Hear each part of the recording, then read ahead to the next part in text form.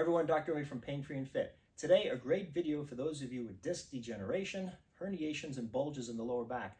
I'm going to share a simple exercise that actually has to do with your neck muscles and shoulder muscles that will help your low back pain. Hope you enjoy.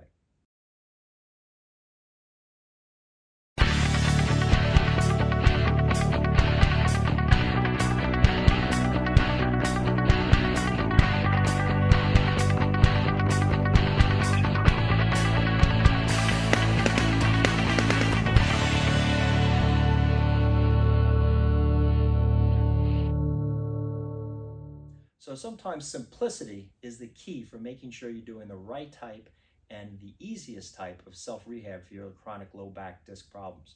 If you have degenerative disc disease in your lower back, herniated bulging discs, L3, L4, L5, many times you get confused about how do I put all these exercises in to rehab my back.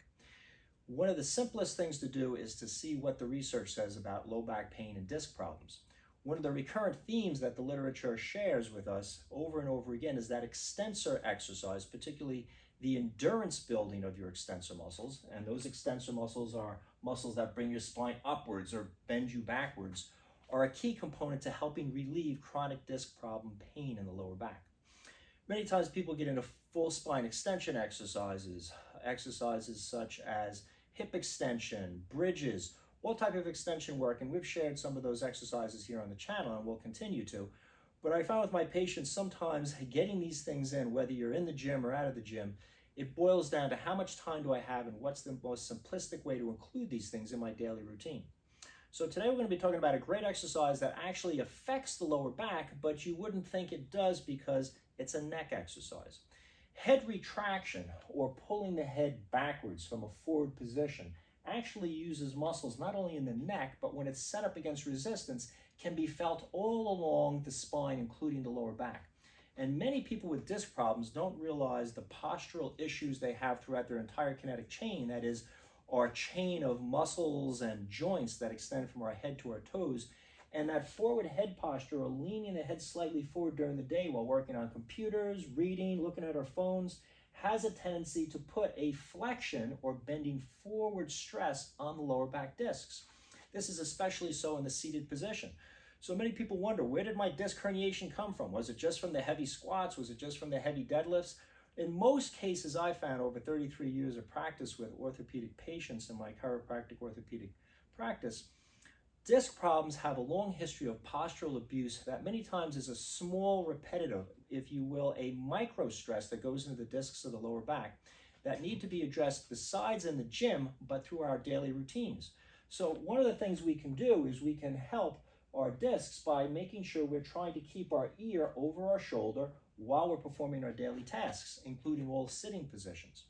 However, a great exercise that addresses not only the muscles that'll help hold your head there, but at the same time strengthen the extensors of your lower back, like the multifidus and the erector spinae, is resistance band head retraction pulls. So what I've done here is I've choked a resistance band around one of my supports, and I'm going to put that right above my ears, cradling my skull.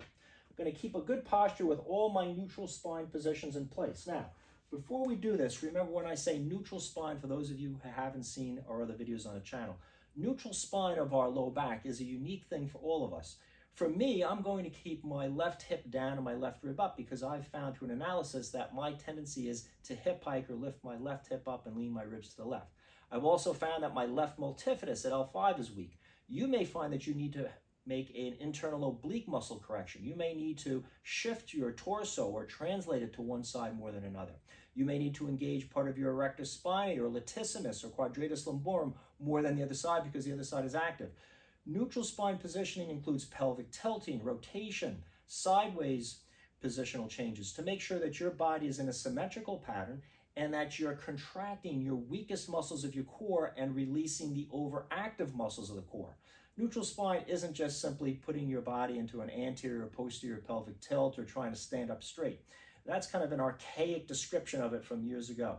Modern back specialists always recommend a tailored spine position for each and every patient, designed around what positions or motions aggravate their pain and which positions or motions alleviate their pain. So we have more of this in any of the programs available at the painfreeandfit.com website, as well as the free body analysis there to help you get started and understand how to put yourself into your own unique tailored neutral spine position. So once I've got that on and set, I'm going to put the band around my head just above my ears, like I said, and the band wants to pull my head forward. It wants my low back to bend forward. So it takes resistance to hold that up.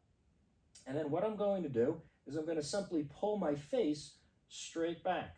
Again, I'm keeping my shoulders in neutral. I'm avoiding a rounded shoulder posture and forward. And as I do this, there are a few things I want to think about. I want to maintain equal pressure on all 4 points or corners of my feet. I want to make sure that I have at the end of the pull, my ear, my shoulder, my hip, my knee, and my ankle pretty much aligned in a vertical line.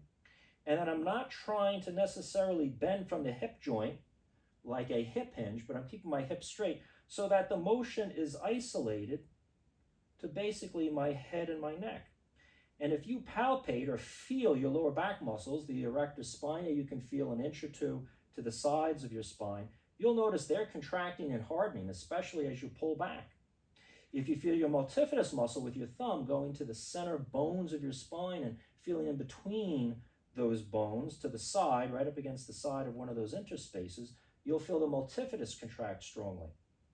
If you have a head postural problem, you like to lean your head more to one side, let's say the left side. As you do this, you want to make sure you're tilting slightly to the right, away from your typical side of disturbance. And that's going to create a symmetrical pull in your lower back, because if your head is tilted to one side, like many people have a tendency to lean their head to one side, you'll notice the same side of the low back muscles have a tendency to tighten or contract more than the other. That produces an asymmetrical force on your low back. So keeping these symmetrical points in mind as you perform this exercise is a great way to build symmetry. And as I said, the literature supports extension endurance training. So this is the type of exercise that we don't need a lot of resistance, but we need a lot of reps, or alternatively, a lot of isometric hold time, meaning holding it back for longer and longer periods. You could work both perhaps one day on repetitions and the other day on just holding a longer period of time, let's say up to a 3, 4, 5 minute time in this position.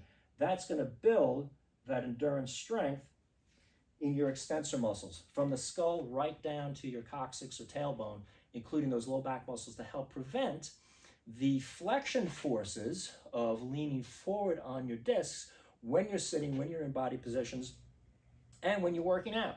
These tips will help you to prevent low back pain with degenerative discs, herniated discs, and bulging discs in the lower back. If you enjoyed this video on head retraction and low back disc problems, feel free to subscribe to our channel. Got a lot of great videos out there to help you. Questions, comments, or suggestions for future topics, write in. As always, I'll do my best to answer them, entertain them. And remember, if you're looking for a great program to figure out what your neutral spine position is, what your muscle imbalances are, what your joint stability issues, movement and postural aberrant tendencies are that are affecting your low back pain, and how to build a neutral spine position that's tailored for your unique body, and then how to strengthen it with specific exercises, which exercises to choose, which exercises to avoid to help strengthen your back against pain and to provide a healing environment for the body, check out our Fast Track program for degenerative disc disease available at painfreeandfit.com. It not only addresses degenerative discs, but also herniated and bulging discs, because remember, herniations, bulges, and degeneration are all part of the same problem. They're just a different spot on the timeline for each of those. I hope this video on resisted band head retraction helps you with your chronic lower back disc problems.